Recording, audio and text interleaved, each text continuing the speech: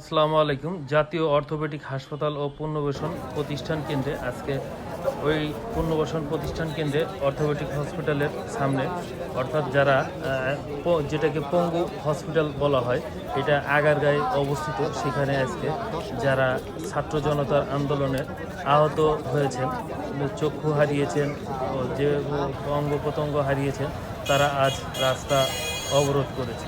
আজ রাতের দৃশ্য দেখাচ্ছি আপনাদেরকে। এখানে অনেক আহত ছাত্রছাত্রী এবং ছাত্র জনতার যে অ্যাক্সিডেন্টগুলো আছে সেগুলো তারা তুলে ধরেছে যে এখানে উপদেষ্টারা না আসা পর্যন্ত তারা রাস্তা অবরোধ ছাড়বে না। তাই এখানে বিভিন্ন সাংবাদিকরা এসেছে এবং বিভিন্ন মিডিয়ার লোকজন এসে ভিড় করছে এবং আপনারা দেখতে পাচ্ছেন এখানে যারা আহত হয়েছে তারা রাস্তা অবরোধ করে, এই যে দেখুন, জাতীয় অর্থোপেডিক হাসপাতাল ও পুনর্বাসন প্রতিষ্ঠান কেন্দ্রে, অর্থাৎ এটার নাম পঙ্গু হসপিটাল বললে সবাই চিনে। এটা আগারগাঁয়ে অবস্থিত।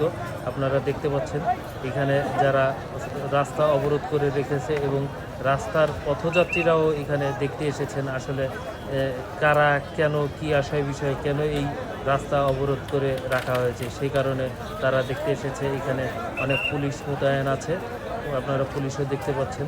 এইখানে বিভিন্ন চ্যানেলের সাংবাদিক ভাইয়েরা আছেন, তারা লাইভ প্রোগ্রাম করছেন। এখানে দেখতে পাচ্ছেন অনেক পুলিশ মোতায়েন আছে। পুলিশটা নীরবতা পালন করছেন, কারণ এরা ছাত্র জনতার 5ই আগস্টের আগে, 5ই আগস্টে অন্যান্য সময় যারা আহত হয়েছেন তারা এইখানে অবস্থান কর্মসূচি ঘোষণা করেছেন।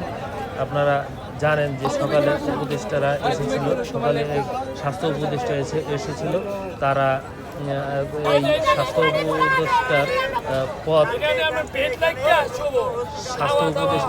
পথ আটকিয়ে তারা এই কর্মসূচি ঘোষণা করেছে যে এখানে বিভিন্ন দলের লোকজন বিভিন্ন সুবিধা নিচ্ছে, তারা সুবিধা বঞ্চিত। তাই তারা তাদের ক্ষোভ প্রকাশের জন্য রাস্তা অবরোধ করেছেন। এতে জনদুর্ভোগ বেড়েছে।